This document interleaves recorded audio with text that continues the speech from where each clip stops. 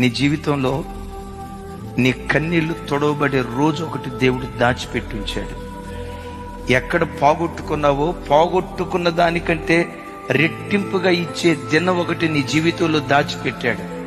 ఎక్కడ నగుబాట్లు పాలైపోయావో, ఎక్కడ బ్రతుకు నవ్వులు పాలైపోయిందో, చూడరా దీని బ్రతికేమైందో, చూడు వీడి బ్రతికేమైందో, చూడు దేవుడు దేవుడు అని పరిగెత్తారు. ఏం చేశాడు వాళ్ళ దేవుడు అని ఈ ప్రజలు రాళ్ల వర్షం కురిపిస్తారే, విమర్శల వర్షం కురిపిస్తారే, నోటితో నిందిస్తారే, నోటితో శపిస్తారే, వేలెత్తి చూపిస్తా వాడి బ్రతుకు చూడు ఏమైపోయిందో, వీడి బ్రతుకు చూడు ఏమైపోయిందో, గుచ్చి నిన్ను గూర్చి మాట్లాడతారే. కృంగిపోకు. ఒకరోజు వస్తుందయ్యా, వేలెత్తి చూపించిన చేతులే నా ఆశీర్వాదాన్ని చూసి చప్పట్లు కొట్టే చేతులుగా దేవుడు మారుస్తాడయ్యా.